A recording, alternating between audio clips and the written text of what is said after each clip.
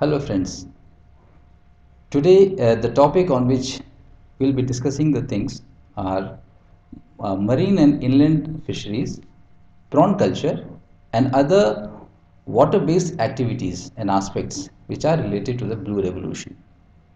Now let us know what is fisheries and what do you mean by the Blue Revolution. Now fisheries is basically the commercial exploitation of fish and other aquatic organisms for human use. Now when we say fish, it also means the finfish, the crustaceans, the shellfish, the mollusks, the shrimps, the prawns, crabs, and everything and anything which is available in the sea or aquatic ecosystem. Now the world fish production in the year 2007, it has been to the tune of 144 million metric tons, of which the Indian share has been roughly 7 million metric tons. You will be very surprised to know that India is the second largest producer of fish and fisheries in the world, along with Peru. The largest fish producer in the world is China, which produces nearly half of the total world fish. Despite many odds, there has been a spurt in the fish production in the last two decades. And this enhanced fish production has been mainly due to the fact that Indian aquaculture industry or the aquaculture has seen a boom. Now, what are the types of fisheries? Fisheries can be classified into many types. Basically, when we say fisheries, we have got capture and culture. Now, of the total fish production, nearly 2.9 million metric tons is contributed by the marine capture fisheries and 1 million ton through the inland capture. And the rest 3.1 million metric tons is through aquaculture. So this, you know that how important is the aquaculture. The inland sector or the freshwater sector, it contributes a total of 4 million metric tons of the total fish produced. Now then what is Blue Revolution? This enhanced fish production through aquaculture, through aqua capture, which we have seen in the last 2 decades, resulting in a very high production of fishes, is termed as the Blue Revolution.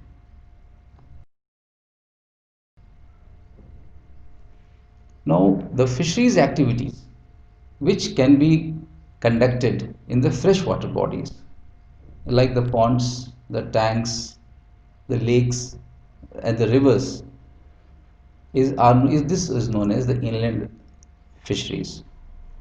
Now, the few important fishes which can be cultured in the inland fisheries are the carps, the singi, the mahashir, etc.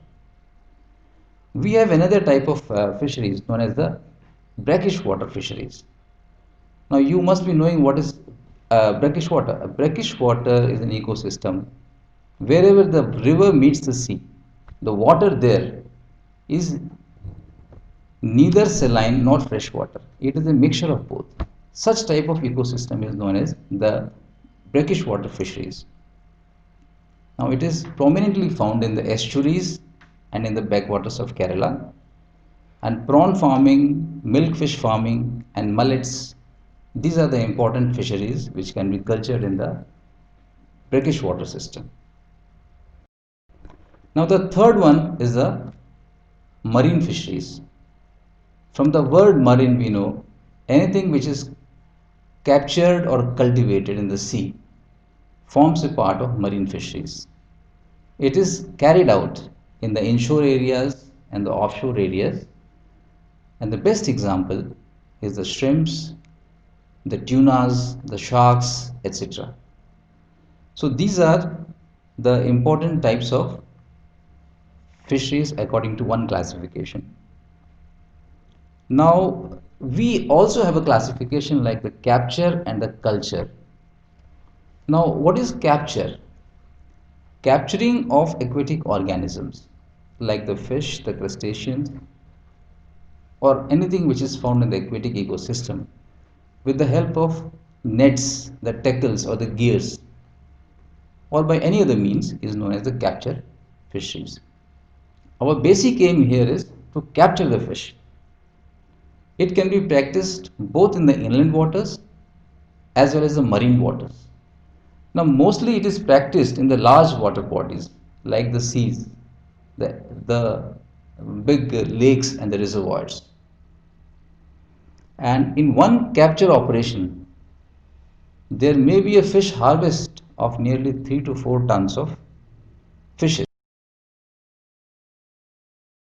Whereas in case of culture fisheries, basically we deal with rearing of fish from a very small size, from the young one stage to a marketable stage. Now the young stage is also known as the spawn or the fry or finger size. If it is a finger size, then it is known as a fingerling.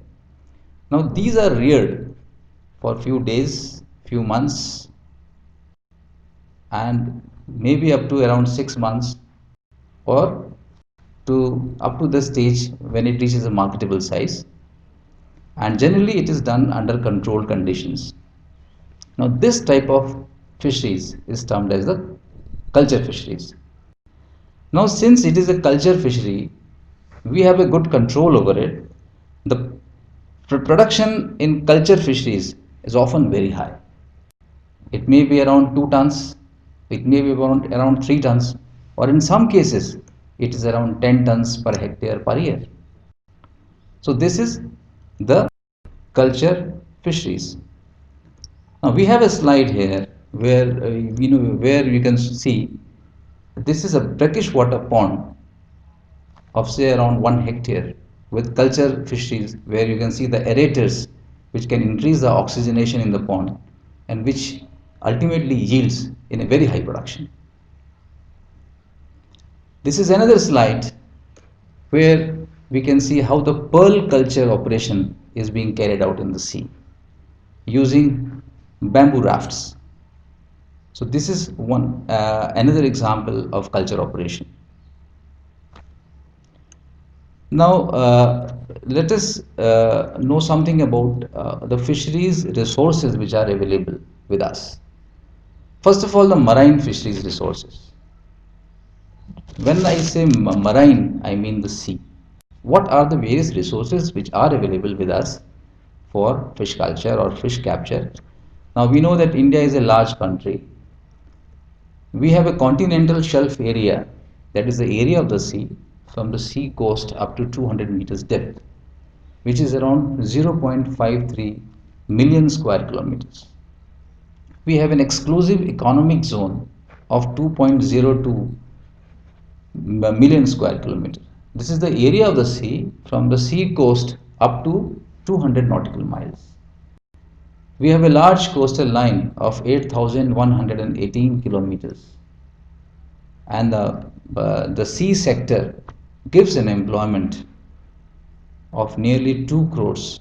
2 crore people are directly or indirectly they are involved in the sea, or you can say marine fisheries.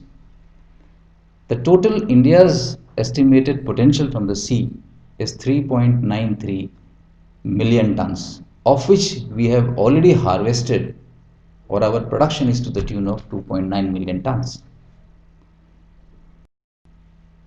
Now this slide shows you how a Chinese dip net is operating in the Kerala backwaters. It is almost on the seaside, and how in one operation many tons of fishes can be harvested. So this is example of captured fisheries in the sea. Now in the marine side itself, we have around 2,08,000 of traditional crafts or boats. We have a traditional motorized craft to the tune of 55,000. We have mechanized boats 1,250. Deep sea fishing vessels about 100. Fishing villages we are having 3,827, and the traditional fish landing centers to the tune of 1,914. So such a large marine fishery resources we have. Now this is another image showing the harvest from the seaside. It is known as ribbon fish. You can see tons of ribbon fish in a single fish haul. Now this was all about the marine fishery resources. We have similarly a large inland fishery resources with us. To quote some examples, we have rivers and canals length 1,95,210 kilometers. We have major and minor reservoirs to the tune of 2.9 million hectares. We have got lot many ponds and tanks. We have got floodplain lakes. We have derelict water bodies. And the government has established the fish farmers development agencies who are looking after the extension support to the fish farmers. Right now we have 429 such FFDAs working, and with the help of these FFDAs, nearly 0.7 million hectares of inland water or fresh water has been converted into fish ponds. As per a rough estimate, nearly 1.2 million fish farmers are practicing active fish farming in our country. One part of the inland fisheries is the brackish water fisheries. Now we have around 1.4 million hectares of brackish water. As I explained earlier, brackish water is an area where the river meets the sea. The ecosystem is altogether different. The water is neither freshwater nor saline, but a mixture of both. Here we have got altogether different types of fish and aquatic species. The estimated area is 1.4 million hectares, but unfortunately we have not utilized most of the area. Only 14% of the total brackish water area has been so far utilized. And the main species which is being cultured here is the prawns or the shrimps. Now we are getting a production ranging from 300 to 1000 kgs per hectare per season of prawns. We have got nearly 200 shrimp hatcheries. We have got 33 feed mills. Feed is a very specialized thing when we talk of shrimps. And we have got 33 feed mills with an installed capacity of 1,50,000 tons per annum. And this is a very good slide of the prawns which have been harvested from a brackish water pond. They are very fresh and the heads have been removed and they are ready for sale. So these are the some of the statistics which I have told you is the existing fishery resources of our country. And just to add something more, that nearly 65 commercially important fisheries or fish species are available in the sea, and the annual per capita availability of fish in our country is 5 kgs. This is very less. If we compare it with countries like Japan, which is nearly 75, China it is around 80 kgs of fishes are available per person per year. So there is a vast gap which can be increased, gap can be covered. When we talk of the freshwater fisheries, the most important activity we think about is the composite fish culture. Now, composite fish culture, what are the basic aspects of composite fish culture? Basically, it can be adopted in any of the village ponds which are existing, any pond which has been created, that is the new pond, or in the abundant area, the brick kilns. In Punjab, you can see Punjab and Haryana, you will find the abundant brick kilns have been covered under composite fish culture. Now, it is the most advanced and popular fish culture technique in the country, and the basic aim is to obtain the maximum fish production from a pond or a tank, utilizing the fish food organisms in all the natural niches supplemented by artificial feeding. What it means that we are using more than 3 or 4 fish species which are present all over the ponds at all the levels. There is no competition within the fishes for food, for space, or for anything else, and this leads to a very high fish production. Now, this technique is known as the composite fish culture. Now, here mostly 3 species, 4 species, 5 species, or sometimes 6 species combination is used. In this slide, you can see the composite fish culture, what can be the various combinations. We have basically 2 different groups of fishes. One is the Indian major carps, comprising of katla, rohu, and mrigal.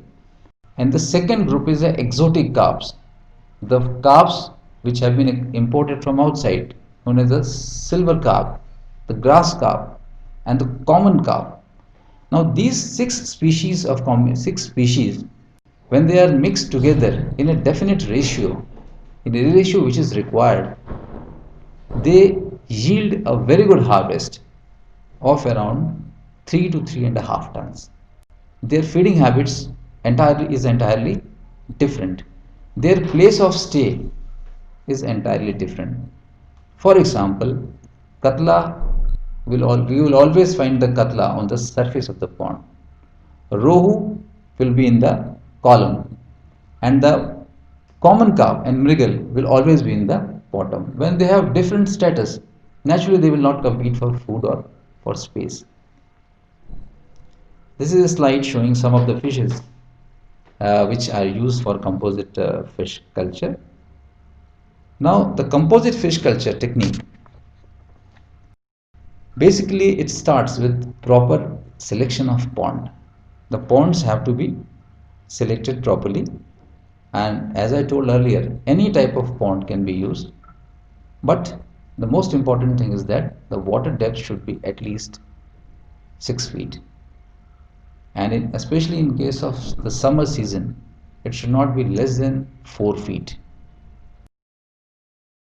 Now, suppose the pond is existing and it is not very deep, so it has to be desilted because we require that desired depth in the pond.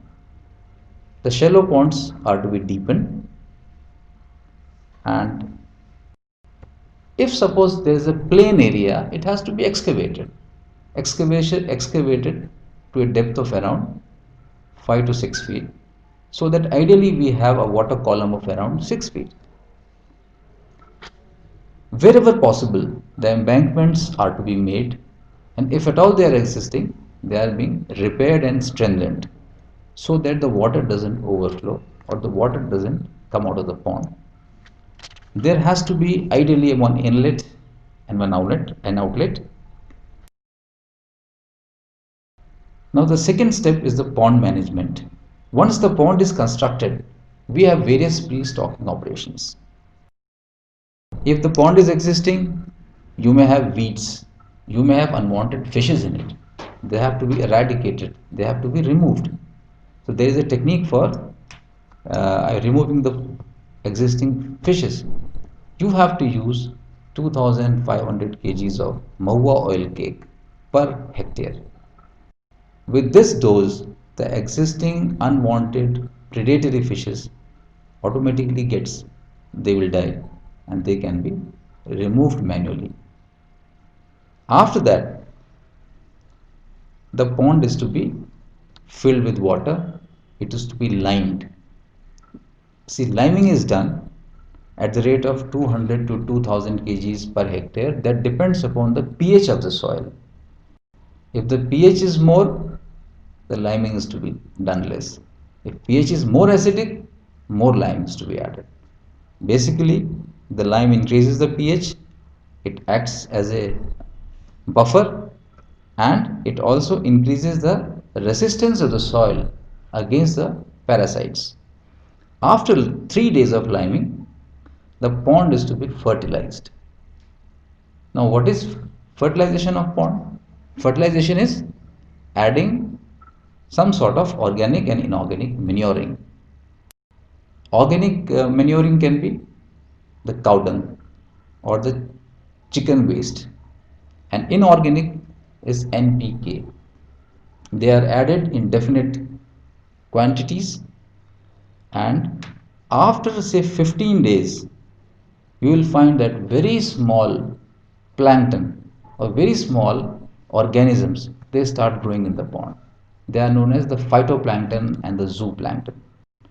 Both these plankton, they are very important for the very small fishes which we are going to introduce in the ponds. They act as food for the pond. And when the pond is ready, the seed is to be introduced.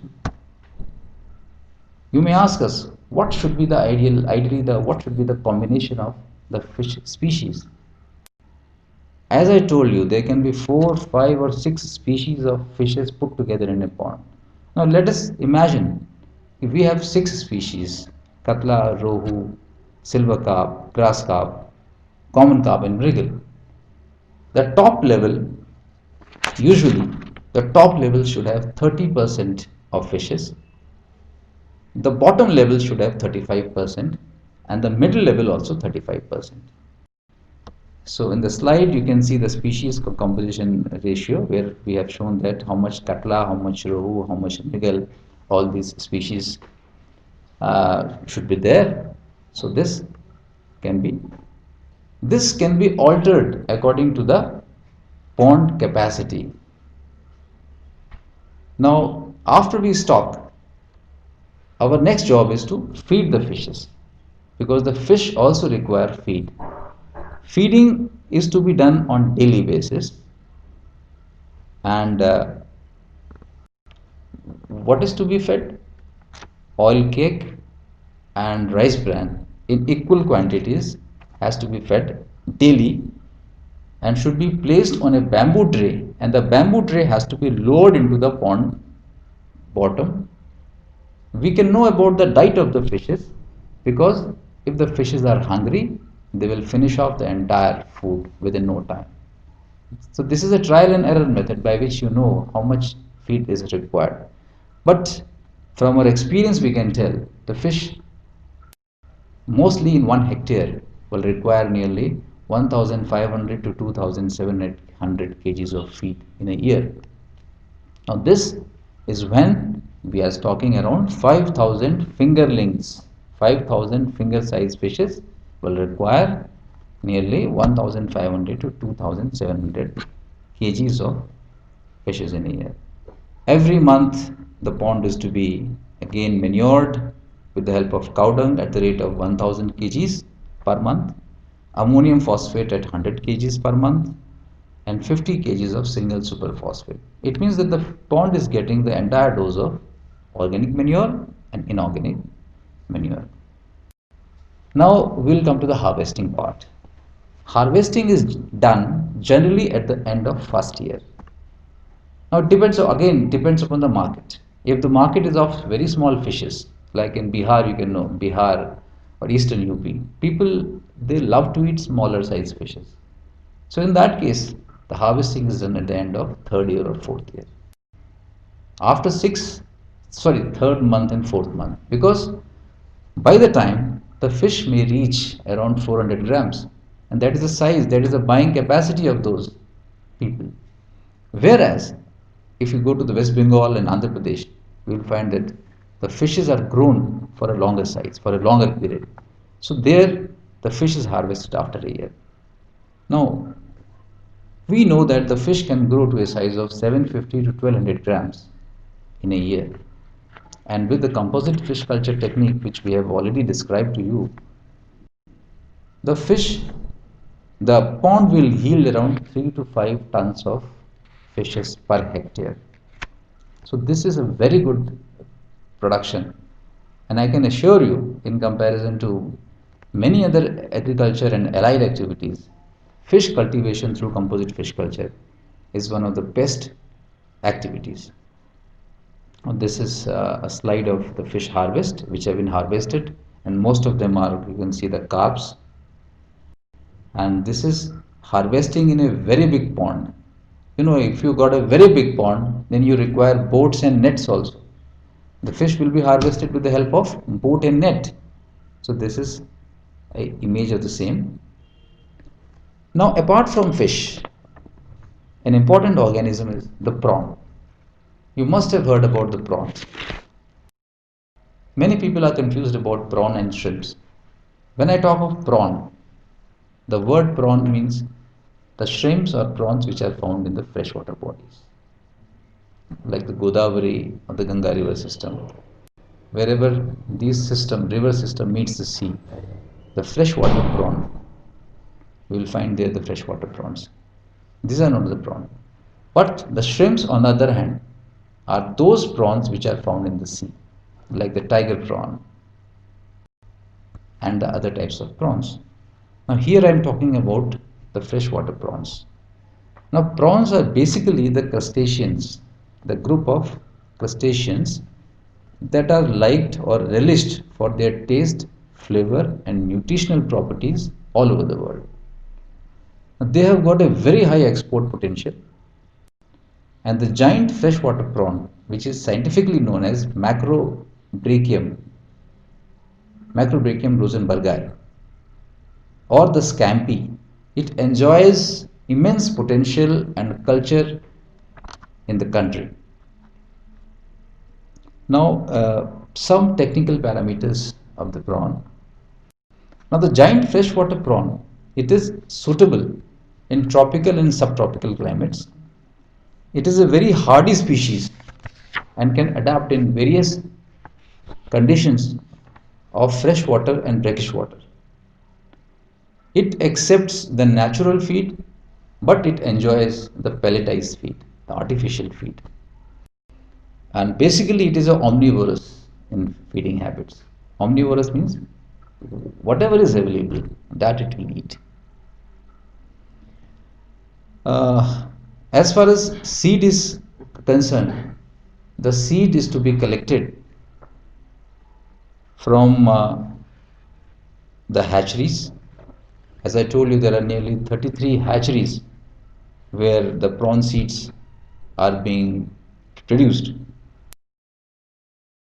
Now the most important part is the site selection. Site selection means the selection of the area where the prawn farming can be done. Now the most important aspects that are considered for the site selection are the topography of the area, the soil type, the availability of water, it should be enough and it should be quality, and the area should be free from pollution and flooding. The ideal soil for the prawn farming is clay silt mixture or sandy loam, which comprises of 60% sand and 40% silt. It should have a good water retention capacity. Now, as I told that water should be abundant also, it should be of good quality also. It should be free from all types of pollution, and the pH of the water should be between 7 and 8.5. The ideal temperature is 27 degrees to 31 degrees Celsius, and the dissolved oxygen content should be very high. You must be knowing that prawn is a very delicate organism. It requires more oxygen. It requires very less pollution. And when you can provide both these type of environment, the growth of the prawn is very good. It is said that the rectangular ponds are always ideal for prawn farming because the harvesting becomes very easy. The convenient width will be 30 to 50 meters. However, the length depends on the site. If the site is available, it can be more or it can be less. But ideally, 0.5 to 1.5 hectare of prawn farm is the best. The average depth is 0.75 meter, and dike and pond slope, it should be at the ratio of 2:1. It is also said that the freeboard area should be at least 60 centimeter of the highest water level in the pond. Designing of pond for prawn is highly technical, and is very important. Tube well water, if available, is the best considered for exchange, and water exchange is a must on a weekly or fortnightly basis. Once it has been decided that we are doing the prawn culture, the important aspect here again is liming part. The liming of pond assumes great importance in the prawn farming in case of freshwater fisheries. Now, application of fertilizers is restricted here because mostly we are using artificial and pelletized feed. So, more important part is liming, then organic fertilizers. Now, the next aspect is how many prawn seeds we should stock. There is a range. It can be from 4,000 to 50,000 number of post larvae. Here the seed is known as the post larvae. 4,000 to 50,000 depending upon the type and intensity of the management practices. Suppose there is a farmer who is using very extensive technology, who is not adding lot of artificial feed, who is not taking much care of the prawns, then he can go in for a 4,000 to 5,000 to 10,000 post larvae per hectare. Whereas, if there is a farmer who is doing high-tech prawn farming with lot many aerators, with lot of feeding, a lot of management practices, then he can go in up to 50,000. The risk is more, but the profit is also more. So that depends. Now here we have got two types of culture techniques. One is the polyculture, second is the monoculture. Monoculture means only prawns and nothing else. There is a single species of prawns in the entire pond. So if it is monoculture, then we add 2,500 to 20,000 post larvae per hectare. But suppose the prawns are combined with fishes, it is known as polyculture. Then we have some amount of fishes also. Around 5,000 numbers of fishes are also added, and some amount of prawns will be added to the same pond, and they will be reared simultaneously.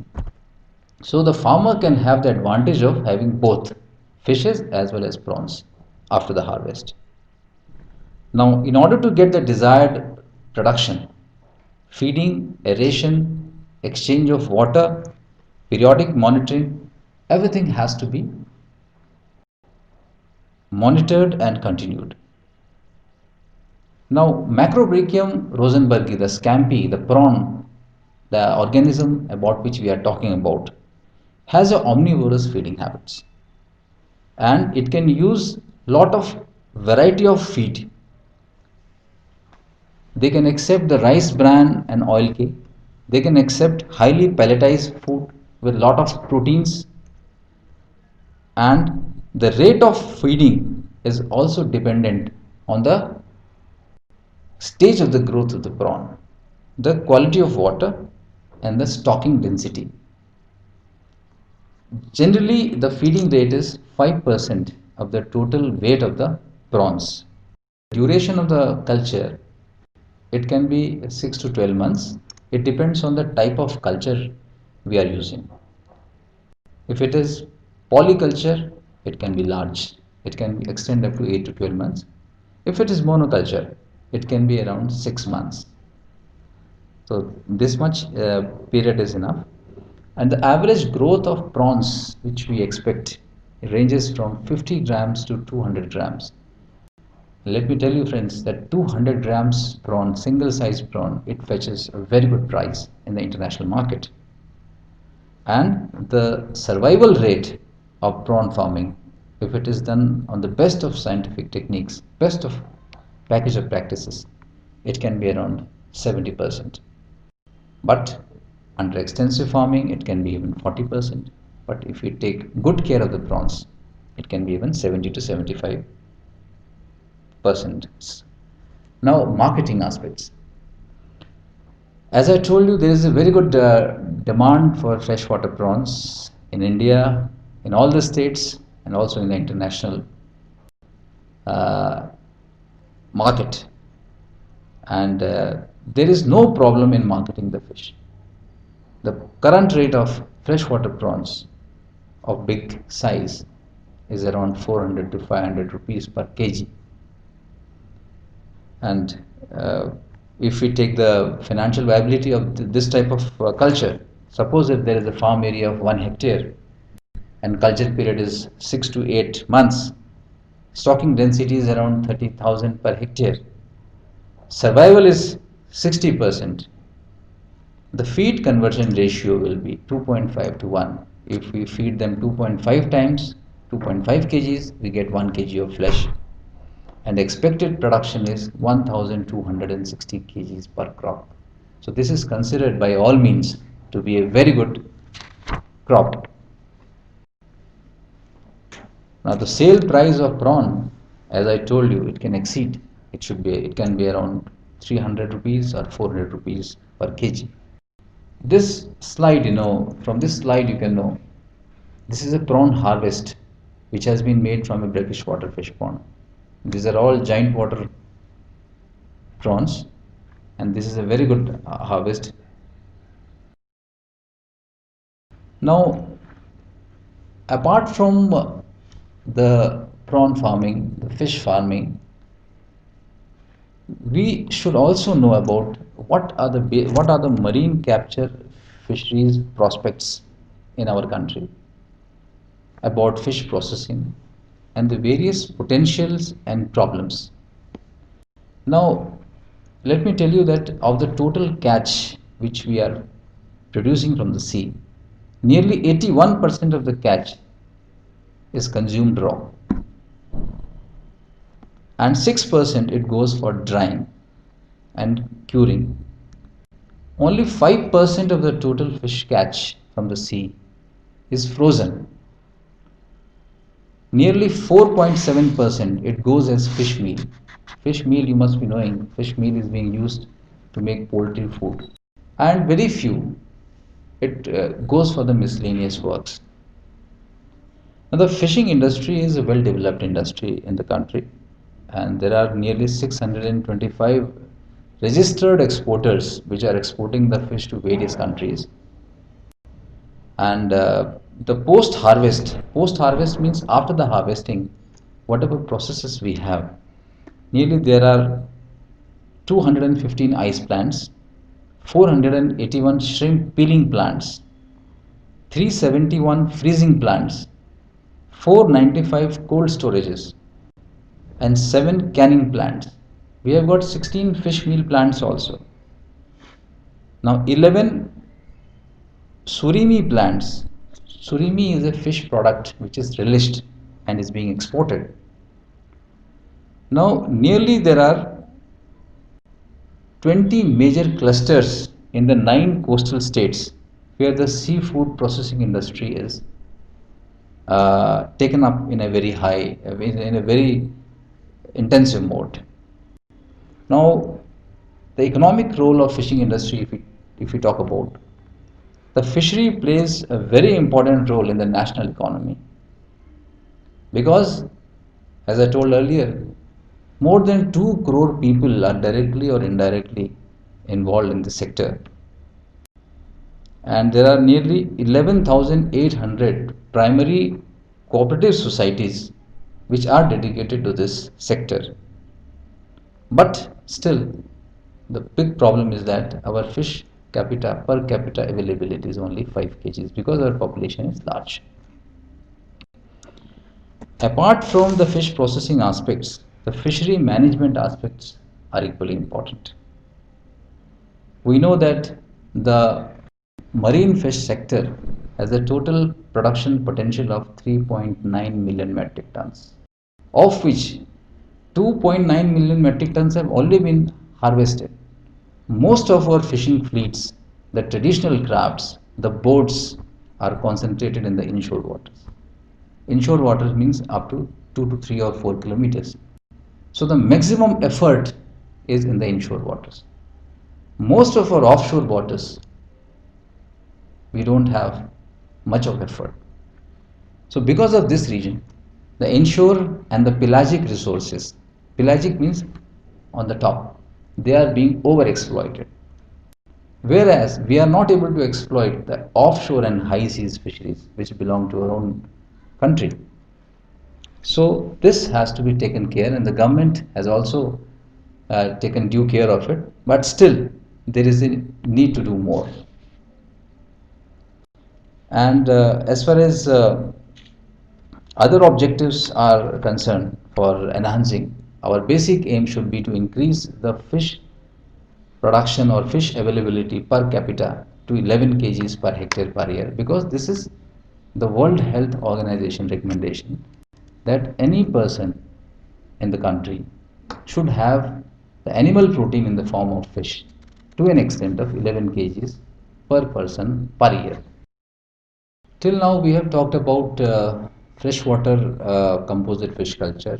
We have talked about freshwater prawn farming, its technique, scientific package of practice and all that. We have talked about the harvesting aspects, the production aspects, the marketing aspects. Now there is another topic known as the shrimp farming. We are talking now, strictly we are talking about the sea prawns which can be cultured in the coastal waters or the brackish water. These are known as shrimp farming. Now shrimp farming, once upon a time, it was a very lucrative business. It was doing well, but although it started in a big way in 91 to 94, especially in the coastal districts of Andhra Pradesh and Tamil Nadu, banks and NABARD, they took a lead in this, and many crores of rupees were disbursed to the farmers. But due to the problems of viral diseases and all other problems, there was a decline in the shrimp production, especially in the brackish water areas. Then there was litigation in the Supreme Court, and there was the social and environmental problems were there, and this sector, suffered a huge setback. And most of the corporate farms, all so many top level corporates, they were in the shrimp farming in Andhra Pradesh, in Tamil Nadu, in all other coastal states. And the Supreme Court also, it passed on a legislation that all big farms should be closed down. Now the position is that the smaller units, they are continuing to do prawn farming, the shrimp farming, adopting an extensive prawn farming technique. Extensive means not intensive. Less food, less shrimps in a large area is extensive fish farming. And there is an aquaculture authority of India which have been established as per the directions of Supreme Court. They are issuing the licenses and they are doing the overall supervision. Now this is being done on a smaller scale, but it is now picking up slowly. Now there is a lot of scope for brackish water shrimp farming.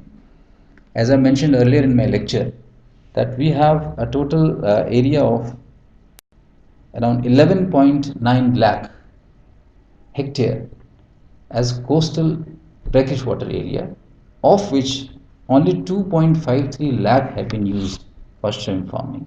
So there is a vast scope for us to continue the shrimp farming in a big way, but not on an intensive scale, because we do not want the same problem to crop in which had come earlier. We do not want diseases. We want disease-free prawns, disease-free shrimps. West Bengal and Gujarat.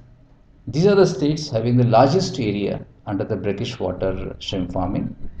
But Andhra Pradesh and Kerala and also West Bengal, these are the states who have taken a lead in shrimp farming.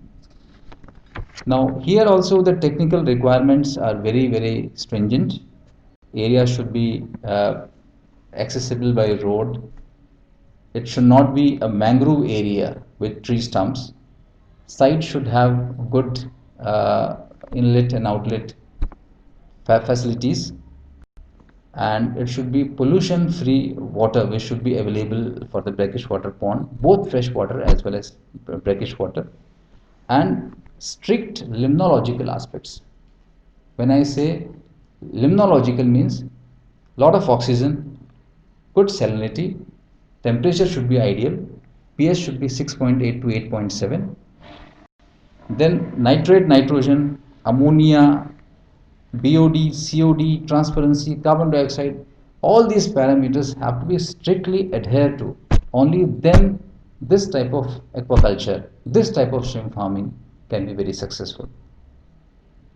And not all farmers can venture into this type of shrimp farming because it's a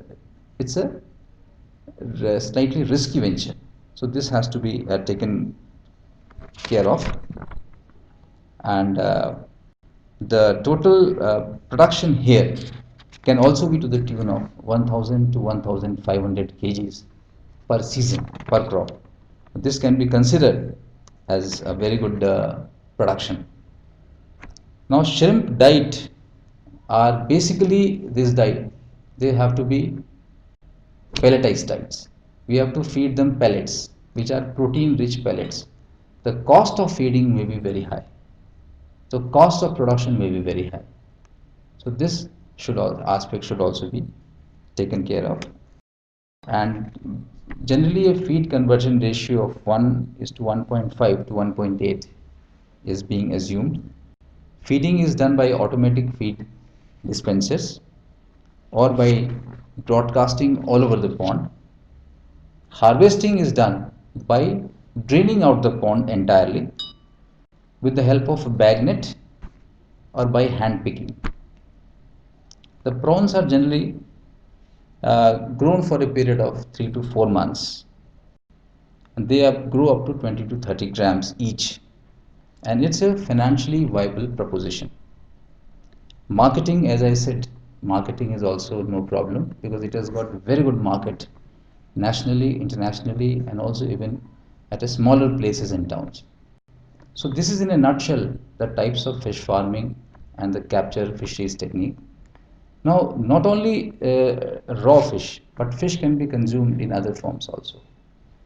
Some of the important fishery products, as I told you, is raw fish. Around 80 to 81% of the entire fish is eaten raw.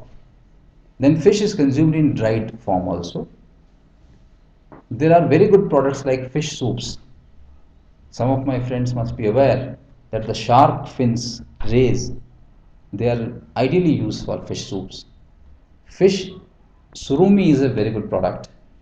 Icing glass is a product obtained from the air bladder of some of the fishes, which is used for purification of wine. Then we have got fish meal. Whatever fish which is not used is being used as a fish meal, which is used as a poultry feed. Fish manure is being used. Fin rays are used. Fish pickles are being made. Fish is being canned. Then battered and breaded products are also being used. Fish sauces are being used. And some of you must be aware that one of the, not exactly fishes, one of the mollusk is used for pearl production. Pearl is very famous, especially in ladies. So these are the important fishery products. Now we have got few slides of pearls, the dried fishes, and fried fish products that you can see. Lastly, I would say that some of the important facts and issues which are pertaining to this sector.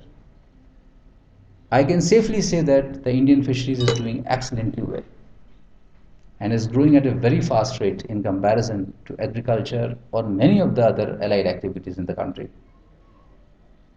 And the fact is that India is the second largest producer of fish in the world.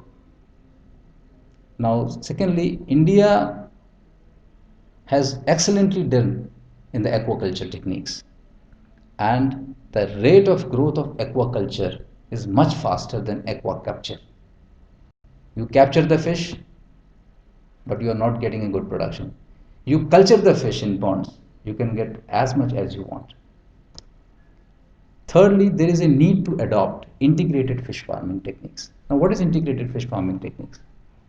Fish should not be cultured alone.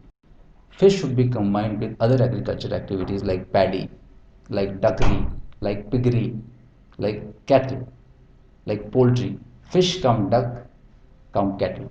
Waste of one becomes the food of the other. So this way you can economically reduce the cost of fish farming. And you have to adopt intensive fish farming techniques. The present day technique is extensive to semi-intensive, where we are producing nearly 2.5 tons, 2.5 tons of fish a hectare. But just imagine how much China is doing. China is producing 6 tons or 7 tons or 8 tons. So we can also reach that. So this can be done by intensive fish farming techniques by adding more number of seeds, more feed, more aeration and better scientific techniques. In the marine sector, there is need to exploit and explore the offshore areas. A lot has been done in the inshore areas. Let us move to offshore areas by using deep sea fishing vessels and better techniques. In the brackish water fishery sector, only 25% of the total area has been utilized. There is a need to utilize more brackish water.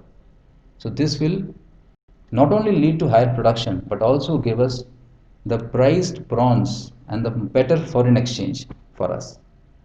And lastly, I would say that there is a need to increase the per capita fish availability. From the present day 5 kgs, let us increase it to 11 kgs, what the World Health Organization wants. So this is in a nutshell about this fisheries techniques and facts about the aquaculture and the things. Lastly, friends, I would like to sum up what I have said. We discussed about the basic fisheries techniques. What is fisheries? How fisheries can be defined? What is culture fisheries? What is captured fisheries? What is inland fisheries? What is brackish water fisheries? And what is the marine fisheries? All this type of fisheries are different and distinct. After that, we discussed about the composite fish culture technique. How the composite fish culture technique can ideally be used for getting a very good production from the ponds. Maybe a village pond or a newly excavated pond or any other low-lying area. We talked about the marine and inland fishery resources available in the country. We are having lot many marine fishery resources, lot many inland fishery resources. We have been able to utilize some, but there is a huge gap. We talked about the freshwater prawn culture, the prawn culture technique, how harvesting can be done, how manuring can be done, and how we can produce nearly 1200 to 1500 kgs of prawns in a span of around 6 months, and we can earn a lot. Then we also discussed about the brackish water shrimp farming, the problems, how Aquaculture Authority of India has come in, how problems were there earlier when a lot of pollutions were there, and how to tackle it. We discussed about the fish processing technology. We discussed about the traditional crafts, how many boats, nets, processing facilities we have, and how best we can use it. So we also discussed about the various fishery products and byproducts available. So this is all for today. Thank you very much.